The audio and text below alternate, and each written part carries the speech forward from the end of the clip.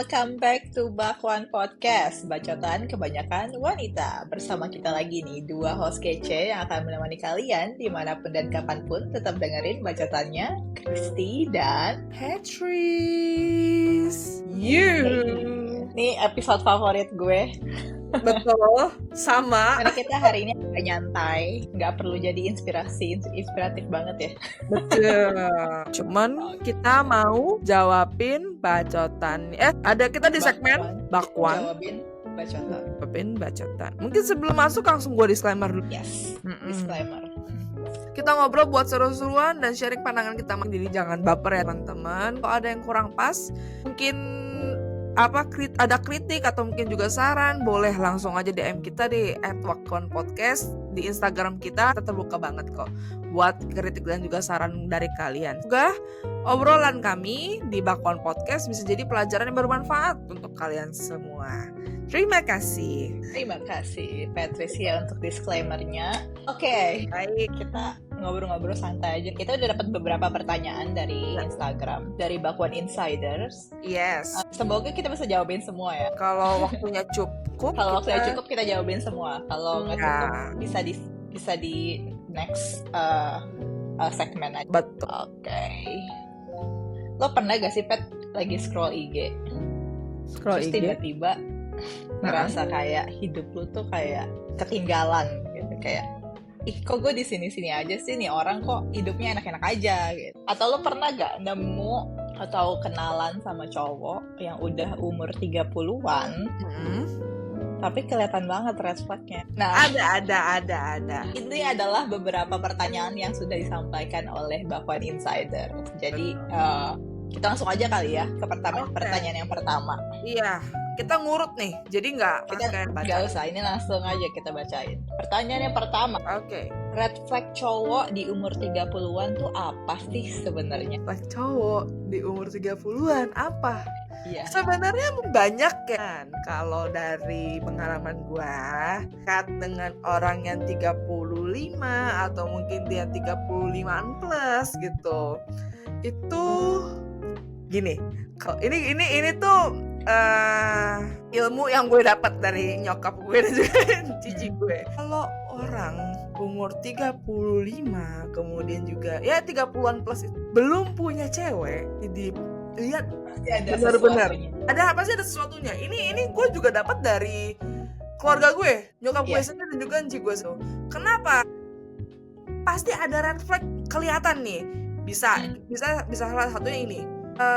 Ketidakjelasan finansial itu kalian juga bisa lihat, atau mungkin dia juga nggak ada tujuan ke depannya. Karena gue pernah ngedeket sama yang 30-an itu, gue tuh tanya lu mau serius atau enggak. Mereka tuh masih yang nggak serius, jadi kayak oh wow, yang umur 30-an tuh belum tentu dewasa juga ya, say gitu. Dewasa tuh nggak bisa diukur sama umur. Betul. Kemudian yang seterusnya ada juga kebocahan emosional atau mungkin childish.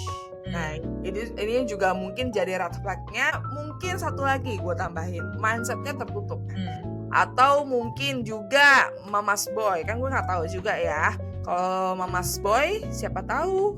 Menurut kalian nggak tahu. Kalau menurut gue, mamas boy itu ya salah satu red flag. Maksud gue, cowok itu harus bisa berdiri di kakinya sendiri, walaupun bukannya kurang ajar ya sama orang tua, bukan maksud gue, bukan itu. Cuma maksudnya dia kan pemimpin, jadi harusnya bisa memimpin dan juga punya prinsip dan juga punya value yang dipegang lah. Gitu sih menurut gue. Itulah beberapa yang menurut gue red flag di cowok 30 plus. Kalau lu yang tambahin nggak? Atau sama nggak dari keluarga lu ngomong gitu juga nggak gitu? Specifically belum ada sih. Cuma memang ya sebenarnya kurang lebih sama. Dan gue juga pernah ngalamin. Nah ini kalau tadi kan Patrice lebih ke ciri-cirinya seperti apa ya. Kalau gue ini langsung ke study case. Langsung ke study case aja kita.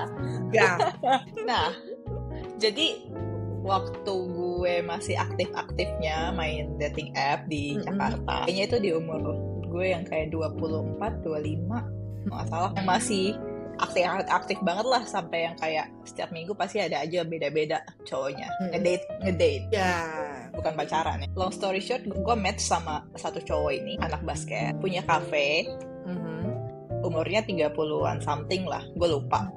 Terus abis kayak udah ngobrol, kan sebelum ketemu kita ngobrol-ngobrol dulu dong, yang pasti kayak chatan dulu setiap hari, kayak keseharian lo gimana. Dia punya cafe tapi dia kerja juga di kantor, finance guy. Oh, baik. Gue nggak nanya langsung ke dia ya, kayak gue wondering aja, lo udah di umur segini, kerjaan udah, maksudnya udah oke lah, mapan, udah punya bisnis sendiri, terus tampang juga nggak jelek, maksudnya kalau match sama gue berarti tampangnya oke ya, karena kita punya standar, iya gak sih?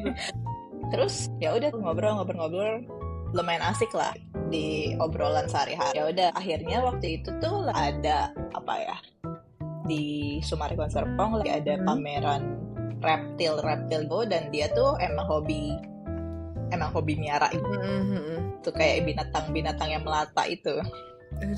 Ya udah, kita pergilah ke event itu. Dan terus abis itu kita ke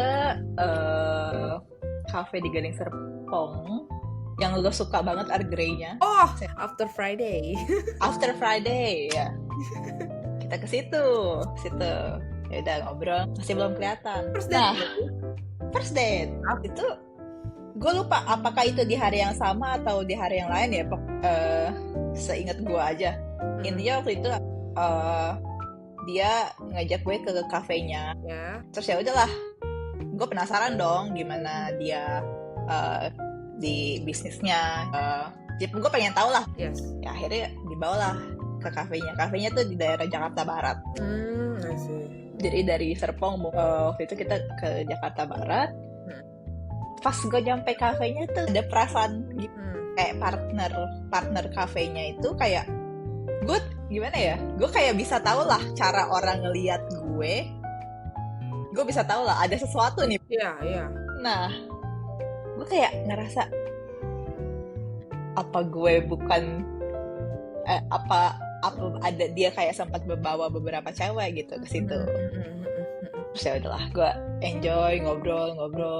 Terus udah kayak udah malam gitu. Bentar, gue nanya, ini partnernya cowok juga kan? Cowok. Oh ya, oke. Partnernya cowok udah punya istri. Oh ya, oke. Lanjut. Terus yang kayak partnernya tuh kayak temannya ngobrol, kita ngobrol, gue kayak ada sesuatu. Pokoknya lu tau lah hal kayak kita punya feeling.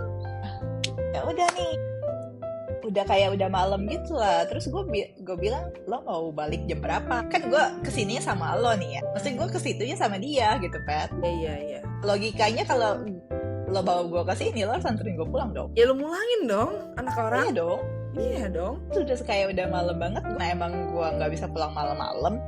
Terus ini udah terlalu malam buat gue. Terus akhirnya ya udahlah, gue pulang sendiri aja, gue bilang kayak gitu. Terus nggak apa-apa, sebentar lagi. Tapi sebentar lagi dia tuh kayak lama. Gimana ya, gue juga pengen push dia juga. Dia kan itu di tempat usahanya dia gitu ya. Mungkin dia ada sesuatu yang harus dia lakuin. Ya udah, gue pulang sendiri aja. Terus dia apa ya, kayak gue kayak langsung ada feeling, oh ya udah kalau mau pulang sendiri. Nah aja gitu, kayak ngomong santai aja gitu. Terus besokannya juga ngobrol-ngobrol. Gue kayak mikir, kok lo kayak nggak ada say sorry-nya, lo etika lo kok nggak ada sih? Lo ngajak cewek sampai ke situ, tapi lo nggak mau at least lo say sorry lah, lo nggak bisa nganterin gue pulang gitu. Dari situ gue langsung kayak oke, pantesan lo ya 30 belum settle. Dari situ gue yang kayak bener-bener kayak mikir, oh jadi ini red flag-nya. Jadi tuh dia kayak nggak punya apa ya, nggak punya kepekaan lah, kayak nggak punya common sense. Kan sebenarnya itu bare minimum ya, apalagi lo ngajak cewek first date gitu. Dengan lo ajak cewek ke tempat bisnis lo, itu kayak udah sebenarnya udah nggak standar bang. Dan gue aja waktu itu kayak oke aja, karena gue juga masih ya for fun. Terus oh ya udah, nah itu pengalaman gue yang bener-bener kayak bikin ngingetin gue nih pas gue baca pertanyaan ini. Itu tuh salah satunya, lo nggak punya common sense. Lo harusnya tahu ketika lo ngajak cewek ngedate, lo harus punya standar. Karena kita juga punya standar, kita aja effort gitu, masa lu nggak ada effortnya?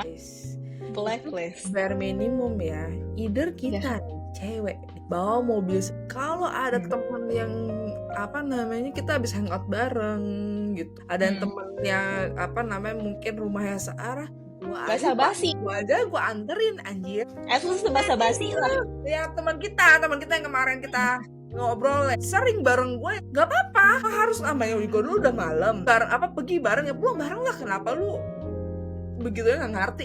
Oh ya, tapi gue mau nambahin lagi. Jadi kan gue bilang ada ciri-cirinya tuh, ada yang satu, ketidakjelasan finansial. Ketidakjelasan finansial ini di sini yang gue omongin, minimal dia bisa bertanggung jawab atas diri dia sendiri ya. Maksud gue, udah jangan jauh-jauh dulu lu punya pacar, at least lu bisa bertanggung jawab untuk memenuhi kebutuhan lu diri lu sendiri gitu. Baru lu lihat, baru lu cari ceweknya. Kalau misalnya lu mau cari pacar, kan lu aja belum settle gitu. Karena nih gue tadi case lagi nih, gue spill sedikit lah, karena saudara gue ini yang mengalami, dia pacarnya ini dia adik sepupu umurnya around 25, dan pacarnya ini tuh ya udah mau 30, karena gue lupa antara di atas gue apa di bawah gue setahun gitu, gue lupa lah pokoknya. Nah, dia apa namanya tidak ada tuh pacaran yang jelas. I mean dia nggak tahu goalsnya bagian mana. Terus kemudian pacaran juga aneh menurut gue. Pacarannya tuh setiap di weekdays, dan mau ketemu di weekend tapi ketemu di weekdays, dan juga itu sebulan sekali. Alasannya apa? Ya katanya kerja. Kalau weekend itu dia bantuin keluarganya bikin roti katanya gitu. Terus habis itu udah ini ada 2 nih. Terus yang ketiga, makin lama makin kesini juga chatnya juga kan gue bingung ya. Terus lo ngapain lo lanjutin atau enggak? Terus habis itu pernah nih ditanyain sama adik sepupu gue. Dia nanya, kalau udah married, istri tuh nomor berapa? Lo tau gak jawabnya apa? Orang pertama ibu, kedua anak, ketiga istri. Terus mendingan gak punya istri sekalian. Terus dia adik sepupu gue ini kan bisnis ya. Nah, dia menganggap bahwa orang bisnis itu tidak lebih cuan dibanding orang kerja, karena dia orang kerjanya sebagai IT. IT-nya ini ya nggak tahu deh apa standar dia gajinya berapa, cuma maksudnya itu nge-push adik sepupu gue ini untuk kerja. Cuma kan namanya zaman sekarang gue mengerti ya, susah banget cari kerja di sini. Terus lagi susah banget, makanya adik sepupu gue ini bisnis kayak gitu.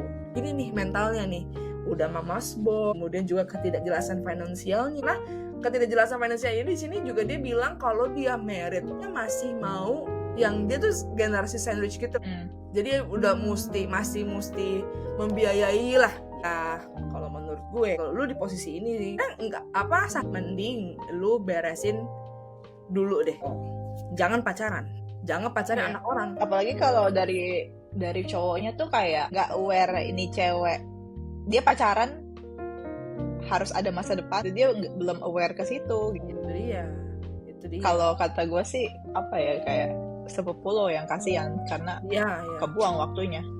Dengan kalau menurut gue, dengan cara dia ngomong ke ceweknya nge-push untuk kerja aja itu udah salah sebenarnya. Karena harusnya lu support dong sebagai pasangan. Dalam pasangan tuh harusnya saling support. Pilihan cewek lu menjadi entrepreneur tuh support aja gitu. Terus di sisi kayak dia ngomong dia generasi sandwich. Kalau lu mau berkomunikasi ke depannya seperti itu, pasti bisa lah, pasti ada jalan. Tapi dengan catatan keluarga inti lo harus menjadi prioritas utama. Karena ketika lu sudah membangun keluarga, menurut gua prioritas lu udah ganti lah, karena lu sudah memilih ada di dalam keluarga baru lo. Betul. Tapi nggak salah kalau lo mau biayain kayak mungkin orang tua lo, itu nggak salah. Cuma memang prioritas lo harus diubah karena istri dan keluarga lo juga, istri dan anak-anak lo juga itu prioritas utama. Harus menjadi prioritas utama. That's why makanya gue bilang kalau lu belum bisa memprioritaskan itu, ya lu nggak usah cari pacar lu wise-nya ya. Lu gaji lu ya lu gedein, atau mungkin lu lu perbanyak side hustle lah ya buat nambah-nambah gitu deh.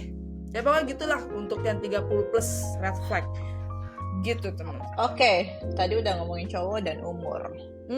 Ini di umur kita yang segini juga kan kayak semua harus jalan barengan gitu ya, kayak apa ya, kayak lu punya karir, kalau misalnya lu kayak lu waktu itu kan lu kerja sambil S2 juga gitu. Di sini ada pertanyaan nih dari Bakwan Insiders. Gimana caranya balancing karir, pendidikan, sama percintaan?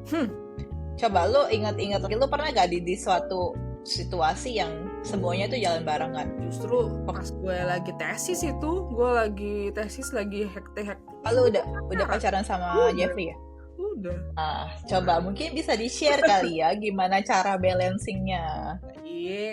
Ini kan cara gue, ini tidak suitable untuk semua orang. Siapa tahu bisa menginspirasi. Sebenarnya kalau dulu, ini gue mulai dari gue baru masuk S2 ya, sampai gue semester 2. Itu gue pasti di karir dan juga pendidikan dulu. Sebenarnya memang tidak ada cara yang mutlak, tapi itu pinter-pinter gue. Kalau misalkan kerjaan gue sendiri, kan gue sebagai public relations, memang tidak setiap saat ada event dan juga mungkin tidak ada setiap saat kunjungan ke media-media gitu. Jadi gue, apa yang gue lakukan kalau misalkan gue lagi nganggur, gue kerjain lah PR gue, dan juga gue kerjain lah ujian-ujian gue kalau gue lagi kosong. Kemudian kalau gue lagi hektik pagi sampai pulang kerja, itu kalau misalnya lagi hektik event, fokus dulu aja,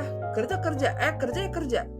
Nah, pulang lu ambil waktu setiap hari. Mungkin kalau ini gue biasa yang gue lakukan nih pas lagi ujian malah ya.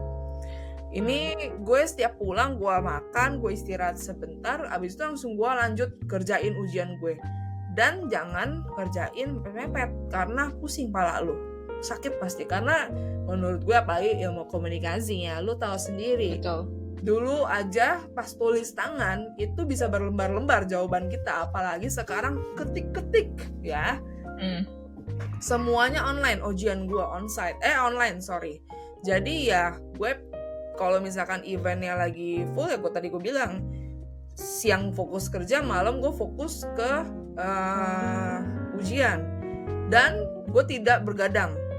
Gue maksimal gue tidur jam 12 karena badan gue juga butuh istirahat gitu. Jadi gue begadang kalau weekend. Kalau misalkan Jumat besokannya kan, kalau ujian biasanya kan nggak ada kelas tuh, kayak libur, gue tidur agak malam gitu. Jadi sebenarnya gue push memang target dan ini kan juga udah mesti punya target. Oke, gue kan S2 itu 2 tahun, tapi di kampus gue kita bisa lulus 1,5 tahun. Jadi gue masuk 2023 kan, lulus 2 Desember 2024. Kayaknya itu memang untuk ujian-ujiannya dan juga tugas-tugasnya memang ada gue push. Apalagi tesis kalau dospem nggak balas gue yang kejar. Gue gue push terus gitu, karena gue nggak mau extend gitu. Kan bayar lagi ya saya gitu. Tuh gue nggak mau gitu. Jadi ya udah gue kerjain pokoknya sebisa gue, walaupun dospemnya kurang, tapi ya udah sebisa gue deh gitu. Yang penting gue maju sidang gitu, yang penting barangnya jadi gitu, tesis gue jadi udah gitu. Nah, soal masuk ke percintaan, lu mesti punya partner yang bisa ngertiin lu. Itu udah mutlak. Itu dia. Gue tuh ngerjain tesis setiap malam waktu itu pas lagi hektik-hektiknya ya, gue sambil diskordan sama cowok gue. Tapi dia pun juga kerja kan, namanya juga ilustrator gitu, kerja pasti agak malam gitu, pasti sampai malam juga gitu kerjainnya. Ya dia ngerti aja sih. Gue juga kadang jadinya weekend kalau gue lagi ke apartemen dia, gue jadi kerjain tesis gue juga. Kalau gue lagi stres ya gue nangis. Kalau nangis ada yang dipeluk gitu. Ada senderannya. Kayak gitu, itu cara gue. Karena ya itu, gue tidak mau buang-buang waktu dengan extend, dan juga gue mesti push myself, tetap kasih istirahat. Gitu, Bakwan Insiders. Kalau lu Yos, dulu kalau gue iya, lu kuliah juga sambil kerja kan Yos? Iya, kuliah juga sambil kerja. percintaan juga. Bagaimana? Kayaknya gue nggak bisa kasih tips yang gimana ya. Nah, betul gimana? Karena gue sadar gue itu tipe yang nggak bisa fokus di semua hal. Nah, makanya itu tadi penting kata yang lo bilang tadi, penting kalau lo mau nyimbangin ketiga-tiganya, penting punya pasangan yang mengerti. Kalau enggak, lo bakalan. Tadi itu gue ada di suatu situasi yang gue kuliah, gue kerja. Ya gue kerja sambil kuliah udah dari pas gue lulus SMA ya. Jadi sebenarnya gue udah kerja duluan pas lulus SMA. Nah, gue sempet pending kuliah kayak 3 atau 6 bulan gitu. Baru gue start kuliah. Nah, kerja dan kuliah tuh sebenarnya menurut gue itu nggak sesulit lo ngebalancing karir, pendidikan, dan percintaan. Nah, karir pendidikan itu lebih gampang menurut gue. Karena itu urusannya sama diri lo sendiri. Lo udah komitmen. Kayak gue kan gue memilih untuk kerja sambil kuliah karena memang gue mau ngejalanin itu dan gue udah siap, gue udah komit. Ya udah, gue mau menjalani ini. Dan itu komitmennya sama diri sendiri. Menurut gue, sama diri sendiri itu lebih gampang ketimbang lu harus memberi pengertian atau minta pengertian dari orang lain atau partner. Betul. Apalagi partnernya yang nggak ngerti. Gimana ya? Mungkin pas dijelasin awal-awal dia ngerti-ngerti. Tapi ketika ada situasi di mana gue bener-bener harus fokus ke urusan gue dan pasangan gue tidak bisa mengerti, dan gue-nya juga ngerasa guilty, itu yang sebenarnya bikin susah. Betul. Karena gue jadi nggak fokus lagi. Gue mau ngerjain tugas-tugas kuliah gue, apalagi gue kan ambil jurusan tuh yang broadcasting. Waduh. Dan tugas-tugasnya itu beneran kayak bukannya tugas paper, jadi harus syuting kesini ke situ, bikin film. Kayak tugas-tugasnya tuh bener-bener gue harus kemana-kemana yang nggak bisa gue kerjain di rumah. Jarang banget yang bisa gue kerjain di rumah. Mungkin tips dari gue lebih ke boundaries sama prioritizing. Ketika lo bisa kayak lo explain ke partner lo, gue lagi fokus nih sama tugas kuliah gue dan kerjaan tuh penting ya. Kalau lo nggak kerja, lo nggak dapet duit. Kalau lo nggak dapet duit, lo nggak bisa kuliah. Kalau case-nya di gue tuh, kalau lo nggak kerja, lu nggak bisa kuliah. Gue bayar kuliah sendiri saat itu. Ya kuncinya adalah lu komunikasi. Ya kembali lagi ke komunikasi, ke jurusan komunikasi dan boundaries. Ya. Jangan dibilang jurusan komunikasi itu jurusan gampang, cuma ngomong doang ya guys ya. Nggak ada. Dulu kalau kata gue baru komen. Nah, itu gue benci banget waktu itu. Ini sedikit ya, selingan sedikit. Ada keluarga gue, keluarga jauh lah.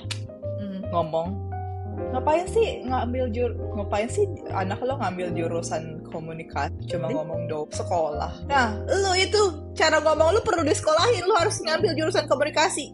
Itu baru contohnya baru aja.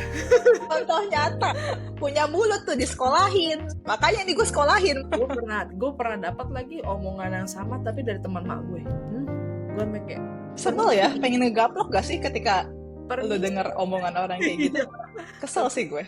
Anda lu ke orang tua saya diem-diem aja. Nah itu, ya balik lagi ke yang tadi, ya itu penting. Ketika lo harus komunikasiin ke pasangan lo, fokus lo tuh saat ini lagi di sini. Dan mungkin kalau misalnya lo bisa, lo set kayak set jadwal lah. Ya udah, gue bisa kasih waktu ke lo tiap hari apa untuk kita quality time. Jadi pasangannya juga nggak ngerasa lo kayak cuma fokusnya di hal-hal yang pribadi lo. Jadi dia kayak ngerasa ya udah lo mau spare time ke gue. Betul. Nah, kedua yaitu prioritas. Kuliah kan maksudnya nggak selamanya lo kuliah, nggak selamanya lo sekolah. Beri lagi lah pengertian ke pasangan. Boleh gak lo ngertiin gue? Ini gue lagi S2. Gue lagi S2, ini nggak lama kok, cuma setahun setengah lah. Ini target gue, kayak tadi yang Patrice ngomong. Lu jelasin dari awal target lu, komitmen lu. Semoga dia bisa mengerti. Syukur-syukur dia bisa mengerti. Kalau dia nggak bisa mengerti ya udah. Itu kalau lu ngerasa di saat lo ngejalanin ketiganya, kalau lo ngerasa partner lo malah bikin lo ketinggalan di goal lo, di tujuan lo, berarti ada yang salah dari pasangan lo. Berarti lo harus coret aja itu pasangan. Jangan ngebebanin diri lo. Harusnya Gitu. kalau ceweknya mau maju, dia harusnya support, bukan menghalangi. Betul. Nah itu gitu aja guys. Lanjut kali ke pertanyaan. Ini ada hubungannya juga sama yang tadi. Oke. Tapi tentang adulting. Nah, ceritain momen yang paling adulting banget dong.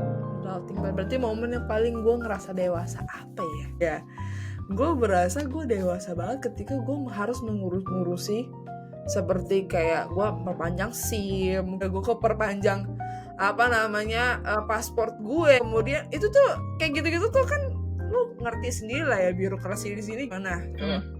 Jadi gue merasa, aduh ini gue berasa kayak orang besar, orang gede ya, gue udah gede. Menurut gue sih itu ya. Oh sama ini, nanti kan juga kalian juga merasakan one day mungkin. Ini gue merasakannya tapi di umur gue yang lumayan muda, 25, pas ngurusin pas bokap gue meninggal. Nah itu. I see. Itu dia. Begitu dari gue. Oke. Itu momennya paling adulting sih menurut gue. Iya sih. Itu bukan apa ya? Itu bukan masalah umur kita. Itu bisa terjadi kapan. Bener. Tapi lo lumayan kuat sih menurut gue, Pet. Gue mesti kelihatannya. Sayang. Masih karena dulu masih sama mantan gue itu ya, gue tuh nangisnya ya pas sama dia. Karena gue nggak bisa nih guys. Maksudnya ini cara gue. Gue nggak tega gue nangis di depan nyokap gue yang tiap hari tuh nangis. Gue tuh mesti gue tahan, gue telan. Ngerti. Gila. Relate ya. Gue nangisnya ketika gue bareng pacar gue atau mungkin gue lagi di kantor. Di kantor gue tuh sampai nggak bisa kerja seminggu. Kira tuh ya teman-teman gue ngerti, maksudnya itu gue yang namanya habis kehilangan ya, bukannya kehilangan apa gitu nih orang tua kita. Jadi ya intinya gue tidak di rumah, gue tidak pernah nangis yang karena gue nggak tega aja gitu ngeliat nyokap. Gue nggak mau nyokap gue lihat gue nangis terus dia ikutan nangis gitu. Iya, itu termasuk adulting. Betul. Makanya sampai ke profesional, nah itu. Iya. Gitulah, gue tidak malu untuk nggak perlu malu. Profesional karena menurut gue manusia pun butuh mentalnya, butuh diobati juga. Mungkin kalau misalkan dia sedang melewati momen-momen adulting begitu, lu nggak tahan atau mungkin lu sangat-sangat tertekan, apalagi waktu itu gue bilang kan, bokap gue belum 40 hari gue putus lah, itu gue udah nggak di state yang sane banget gitu. I see. Adulting sulit ya. Betul. Oh, oke. Kalau lu ada nggak? Gue adulting sejak lahir. Itu bukan ada, itu dipaksa adult itu. dipaksa. Ya, adulting. Sebenarnya ya adulting gue udah di early banget ya. Kuat. Tapi yang paling gue rasain ya mungkin lebih ke sejak pindah ke sini. Itu tuh kayak belanja grocery. Kadang gue kayak ngerasa, gue harus mikirin minggu depan gue harus belanja, mau masak apa. Iya. Waktu gue tinggal sama ii gue, maksudnya dia udah siapin gitu ya. Kayak ya udah gue tinggal makan aja. Kalau gue nggak mau makan yang ada di rumah, gue tinggal beli. Iya. Sama di sini juga tinggal beli, cuma belinya maksudnya beli, lo harus provide buat di rumah lo. Terus gue ngerasa adulting juga semenjak gue punya anjing. Bukan anjing gue sih, anjing cowok gue dari dulu pengen banget punya anjing. Tapi karena keluarga gue nggak ada yang alergi sama bulu, jadi gue nggak punya kesempatan lah untuk punya binatang piaraan. Terus pas gue juga pas awal-awal pindah ke sini, gue juga sebenarnya takut bulu. karena gue juga suka kayak sensitif gitulah pernapasan gue. Nah pas awal-awal gue pacaran LDR kan gue sering ngeliat anjing cowok gue tuh tidur di kasur dia ya. Terus gue ngomong, boleh gak ntar pas gue pindah ke sana lu bersihin dulu kasur lu bersihin, tapi gue nggak mau tidur sama anjing karena ya gue jelasin lah kayak karena ya itu alasan gue takut pernapasan gue bersin. Ya untungnya cowok gue bisa mengerti lah. Jadi bener-bener kayak pas gue pindah ke sini, dia tuh bener-bener deep cleaning, manggil orang buat ngebersihin semua spot, terus ganti spray semuanya dia beli baru karena dia bener-bener tidur bareng. Udah, jadi bener-bener deep clean tuh rumah pas gue datang. Terus semakin ke sini karena gue udah biasa ya sama anjing. Gue bener-bener kayak dia kemana sih, kayak dia nggak ada di kamar. Gimana? Lu punya anjing juga kan?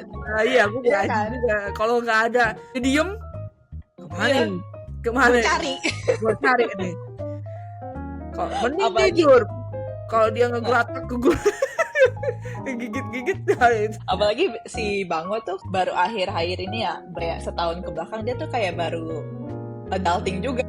Dia bisa tidur di kasurnya sendiri. Pas awal-awal gue datang karena dia terbiasa tidur sama cowok gue, pas awal-awal gue datang kan tuh kita tutup, dia nangis tiap malam, bener-bener yang kayak nangis, kasian. Nah gue ngerasa adulting gue kayak ngerasa ih gini ya ternyata kalau punya ibaratnya kayak anak sendiri lah. Iya. Kayak gini ya ternyata punya anak sendiri gitu. Sampai makanan dia sekarang gue bener-bener ganti, gue masak sendiri. Gue nggak ngasih dia makanan anjing lagi, nggak ngasih kibble karena pertama dia susah kalau makan kibble. Jadi gue kayak nyari resep buat anjing, terus gue kayak beli kayak powder gitu buat di mix di makanannya dia. Nah itu gue kayak benar-benar kayak mak-mak banget, kayak mikirin iya anak gue belum gue masakin. Jadi punya anjing itu ngubah cara berpikir gue juga ketika lo ngurusin semuanya sendiri lah. Itulah transisinya tuh benar-benar kayak gitu lo rasanya. Ngomongin glowing tadi, anti-aging. Ada pertanyaan nih. Baik. Dari Bakwan Insiders. Share dong pendapat kalian tentang botox, filler, sampai ke plastic surgery. Udah pernah coba belum? Atau bakalan coba atau? Oke. Dari gue dulu. Ya, gue udah kebanyakan ngomong tadi. Oke. Kalau pendapat gue pribadi, sah-sah aja, terserah. Muka kalian mau diapain tuh your bodies lah ya. Lu terserah lu. Cuman kalau gue pribadi, gue tidak mau untuk botox atau filler atau mungkin plastic surgery gitu, karena gue lebih prefer tuh yang treatment klinik yang kayak kemarin kayak salmon DNA, mungkin gue peeling, facial, dan juga yang kayak gitu-gitu gue lebih suka. Maksudnya bukan dimasukin botox tapi dimasukin kayak serum gitu loh. Terus habis itu ya kayak treatment gitu loh, gue lebih demen kayak begitu. Cuma gue tidak ada problem sih, maksudnya untuk orang-orang yang botox, filler atau plastic surgery sah-sah aja, terserah mereka. Mungkin ya saran gue jangan berlebihan aja, jangan sampai ngerubah struktur muka lu, tau gak lu, jadi nggak kelihatan. Cuma itu aja, akan tujuannya untuk menyempurnakan, why not? Itu urusan lo. Gue tidak membenci, tidak nggak ada masalah. Gue nggak bisa gue nggak bisa ngatur lo mau gimana ya kan. Itu duit lo. Tapi ya memang kalau dari pribadi gue sebisa mungkin tidak melakukan itu. Sama berarti. Karena pertama gue takut. Karena gue sempat baca jurnal juga kayak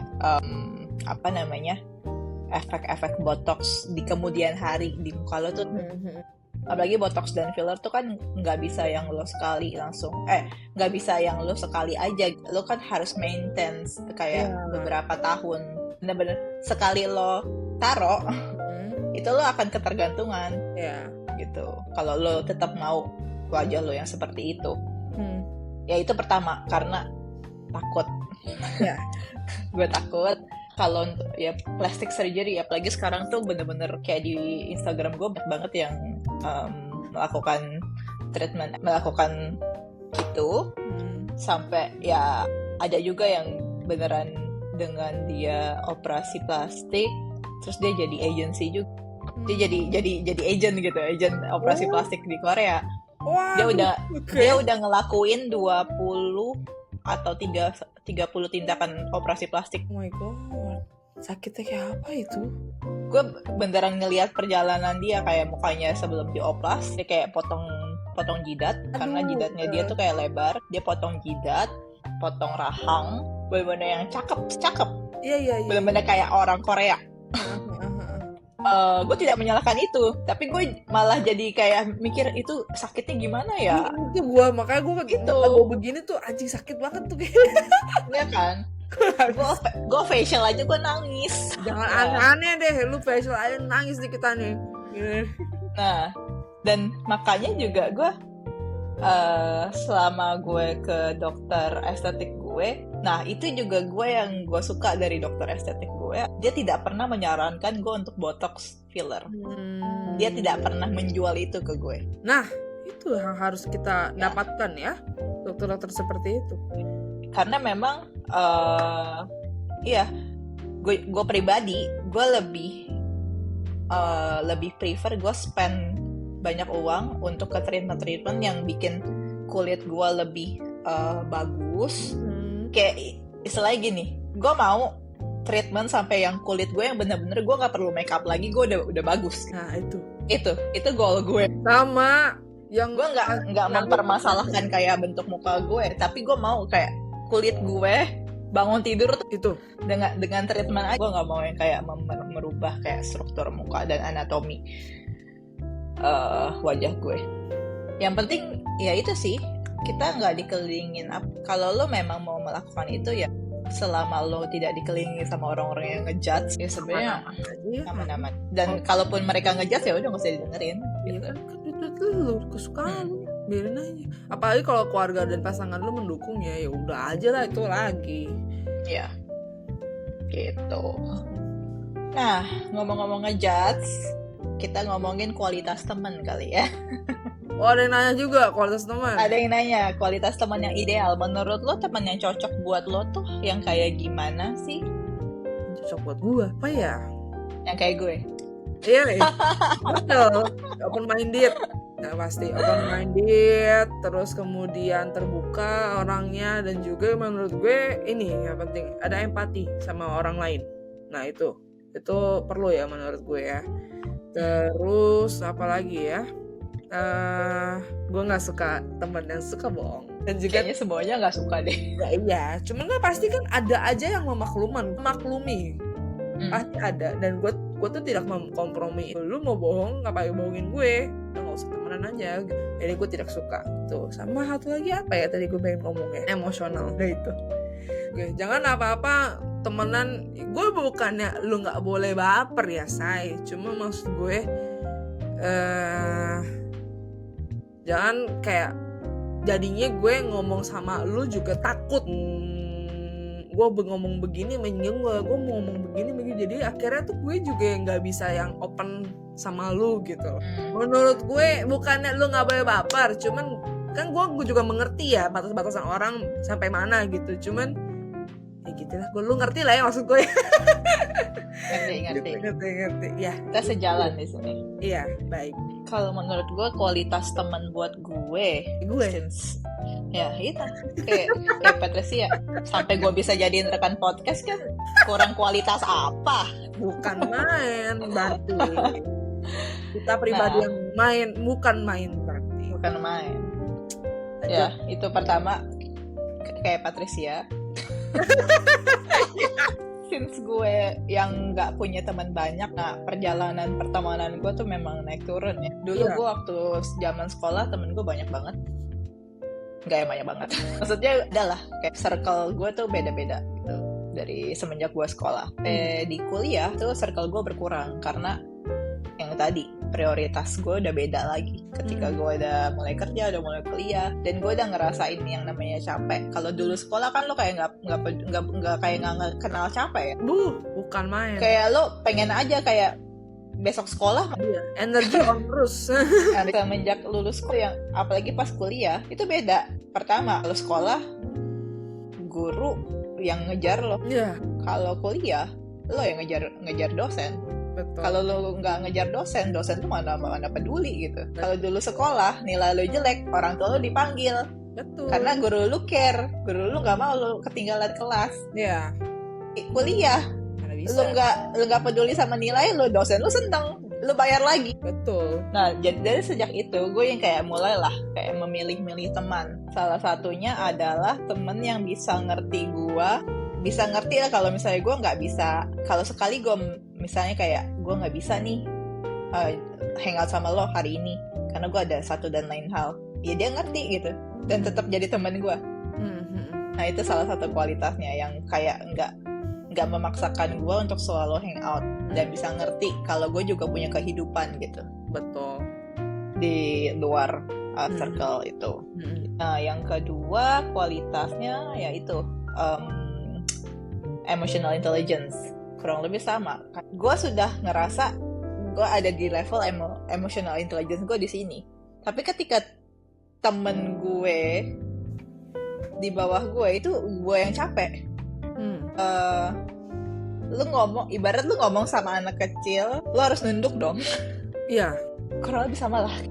Tapi jangan sampai ngebuat temen lo itu kayak gak bisa ngomong terbuka sama lo. Kalau menurut gue ketika lo temen lo sama gue, ketika ada yang gue nggak serak, misalnya di bakal podcast, Pat lo jelek gitu ya, gue ngomong-ngomong aja kan. Iya, ngomong aja. Bisa gue ngomong-ngomong kayak gitu karena gue ngerasa Patrice itu kita bisa berkomunikasi dengan baik lah. Tapi nggak Pat, di sana lo nggak jelek. Gini, jangan baper. Itu aja guys. Ya itu contohnya gitu. Maksudnya ketika lo ngerasa nyaman ngomong sama temen lo kan enak kan ya. Betul. Ketika lo ngerasa nggak nyaman mau ngomong hal lo yang berhati-hati, kayak lo megang gelas pecah, lo harus bawa tuh gelas sampai di titik akhir, lo harus bawa pelan banget. Kapan lo nyampainya? Oh itu dia. Nah itu emotional intelligence. Terakhir ya itu sih ada teori di mana ketika lo nggak ngumpul sama teman lo pasti diomongin. Iya. Nah itu circle yang kurang sehat. Kalau ngomongin yang kayak ngomongin bercandaan ya oke lah. Cuma kalau yang bener-bener kayak ngomongin banget, nah itu. Ini konteksnya julid ya. Julid. Jadi nah kayak nggak bisa jadi temen. Mending kalau gue lebih fair gini. Kalau lu nggak suka sama temen lu dan lu ada satu hal yang lu pengen ngomong, mending kalau lu nggak suka, lu pengen ngomong sendiri, lu nggak usah ngomongin ke teman-teman lu. Yang gue lebih fair, lu kalau nggak suka ya lu ngomong langsung. Kalau gue sih kayak gitu ya, gue tuh tidak suka kalau misalkan ngomong-ngomong di belakang. Malah kita mungkin cari cara ya gimana ya ngomongin ke dia, bagaimana ya biar dia ngerti. Begitu lebih enak kali ya dibanding lu ngejelasin gitu. Bener-bener. Oh terus yang terakhir, ini penting banget buat gue karena gue bisa langsung ilfil banget kalau gimana? Kalau tidak pelit. Oh. Aduh Tuhan. Baik. Gue anti orang pelit. Bukannya gue sombong atau gimana ya. Tapi kalau lu pelit, jangan deh jadi teman gue. Jangan. Apalagi pelitnya gini. Pelitnya tuh yang udah kita kesini aja kan lebih murah segini. Maksud gue kalau lebih murahnya nggak 1-2 juta masih gue ikutin. Cuma kalau misalkan lebih murah cuma 20.000 sih lu gue bogem aja. Ya, gue nggak bisa tuh. Gue pernah ada di dalam kayak satu pertemanan itu kayaknya waktu SMA kan. Ada satu yang bener-bener kayak lo ngitung. Ini lawak banget. Kita pergi ke KFC, dia bayarin dulu kan di kasir. Terus pas nagih-nagihin ke kita, itu bener-bener dihitung koin-koinannya. Buset. Kayak yang di belakang-belakangnya itu. Buset. Baik. Nah, bukannya gue yang kayak, ih lu gitu doang, maksudnya gue bisa bayar gitu, bahkan gue lebihin. Tapi dengan ngelihat dia tipe orang yang seperti itu, gue udah langsung kayak, gue nggak bisa nih temenan sama orang kayak gini. Nggak bisa. Gue tuh orang paling cincai. Gue orang paling cincai. Jangan deh kalau lo hitung-hitungan sama gue, jangan deh. Kan konteksnya sebenarnya bukannya kita nggak mau bayar lebih atau kita nggak mau bayar pasti enggak. Cuma maksudnya tuh konteksnya lu kan lagi have fun ya. Lu jangan ruin the mood gitu. Kalau lu mau bagi rata, lu bagi rata aja. Jangan dibikin ribet lah intinya dari kepelitan lu itu, bener nggak? Bener. itu anti banget gue. Jangan deh. Cuma kalau lo mau begitu ya terserah aja. Terserah. Kalau temen lo menerima seperti itu ya nggak apa-apa. Cuma kalau kita nggak suka udah begitu aja. Makanya kita berdua cocok, masalahnya begitu. Nah tuh kan kalau vibes-nya cocok, kita ngelakuin semuanya bareng kan. Betul. Syukur-syukur kita bisa ngelakuin bisnis bareng kan, nanti ke depannya. Amin. Nah kita lanjut ke pertanyaan berikutnya. Kalau dikasih kesempatan buka bisnis sendiri. Nah tadi dia bisa aja deh. Lanjut. Oke. Nah, bisnis. Iya, ada pertanyaan nih. Kalau dikasih kesempatan buka bisnis sendiri, lo mau buka apa? Jadi gini, gue tuh gue nggak tahu sih ini sesuatu hal yang susah dilakukan apa gimana. Cuma gue tuh punya impian. Gue melihat kan encik gue sama koko ipar gue tuh ada jualan tas-tas branded. Nah tapi gue pengennya itu, gue tuh pengen ngambil dari luar. Let's say mungkin dari Europe atau mungkin dari US. Jadi tuh gue kayak brand-brand US, brand-brand Europe itu ada kenalan gue di sana yang ngirimin ke kita. Nah ini gue kayak istilah kayak sebenarnya kayak just tip ya, cuman tuh gue bener-bener ngambil dari sana dan juga pasti kan lebih murah gitu. Jadi gue tuh mau yang kayak gitu bisnisnya sebenarnya. Jadi ngambil dari mungkin outlet di sana, kirim ke Indonesia, jualin di sini. Kalau gue sih ada kepikiran pengen begitu. Berarti lo lebih ke fashion ya? Iya. Ya kan mungkin tas, baju, skincare bisa sih. Kita doain aja. Gue cerita sedikit ya. Gue sama Monik waktu itu kita pernah bikin konsep gitu, karena waktu itu kita kayak pengen bikin sesuatu bareng. Jadi gue belum jalan karena satu dan lain hal. Baik, kita doain sama-sama ya teman-teman. Kita pengen banget buka cafe bar. Oh, oke. Cafe bar di Bali. Cafe bar. Yang konsepnya tuh bisa buat semua kalangan. Terus playlistnya dari pagi ke malam tuh beda. Baik. Playlist lagunya. Oh. Jadi kalau pagi tuh kita style lagu yang kayak buat orang kerja. Iya. Terus nanti ganti lagi siang kayak udah agak-agak geduk. Berarti ya beatnya. Tapi masih belum ya kayak gitu, kayak cafe bar. Terus kayak konsep desainnya udah ada. Terus gue pengen di atasnya tuh kita bangun. Ini baru dari gue aja, kayak di atasnya gue mau bangun nail salon. Wow. Karena gue kayak pertama gue kepikiran kalau cewek mau bikin kuku, kalau dia punya pacarnya bisa nemenin nunggu di cafe gue di bawahnya. Yeah. Jadi gue atas bawah dapat duit. Baik. Itu dia. Itu baru mimpi gue. Semoga aja bisa dieksekusi. Kalau gue join, tambahin ya. Jadi ada jazz barnya. Nah. Belakangan karena gue lagi suka jazz bar. Aduh, gue suka denger jazz tuh, jadi gue nyari nih jazz bar di mana ya Jakarta ya gitu.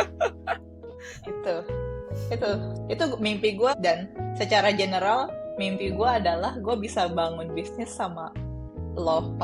Percaya atau enggak, gue pengen banget buka bisnis sama Sweet Talk. Gue nggak tahu nanti bakalan jadi apa, kayak Sweet Talk bar lah, bodo amat. Pokoknya gue pengen bangun bisnis sama anak-anak sweet talk? Karena source-nya udah ada nih, tenang. Udah ada yang anak-anak sosmed, kemudian juga Nah, anak itu. desain, ada Dari dulu gue kayak, bisa gak ya kita gitu? KOL spesialis, udah bisa ya. Udah ada semua kan. Berarti itu jadi gue jadiin mimpi juga nggak? Bisa lah. Bisa. Kita mimpi bareng. Boleh. Ngomong-ngomong mimpi,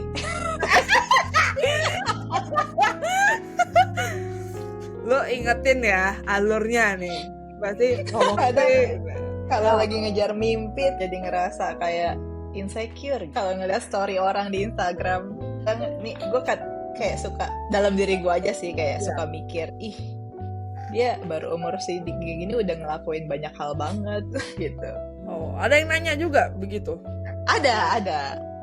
Pertanyaannya gini, pernah ngerasa insecure gak sih kalau lihat story orang lain? Pasti pernah sih ya. Pernah sih, gue juga pernah sih. Cuma Kayak tadi. sekarang gue realize tuh gini, yang gue lihat ini gitu, dan backgroundnya seperti apa.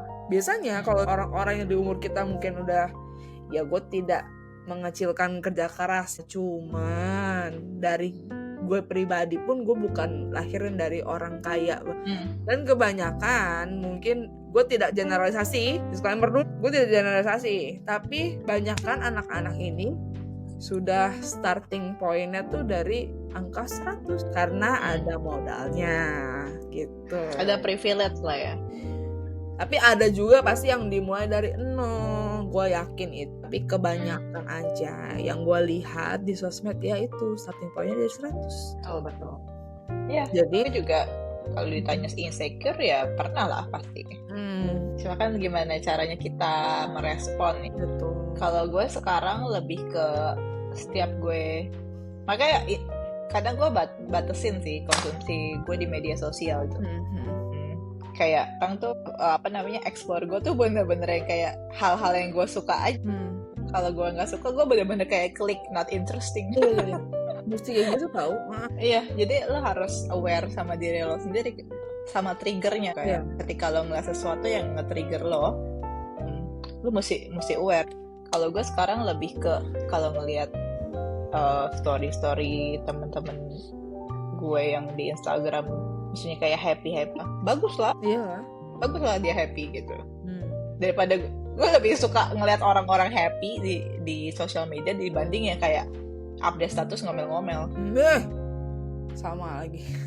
Dan gue ini gue no offense ya, gue juga nggak suka kalau orang-orang yang update status tentang kayak politik yang kayak peperangan gitu.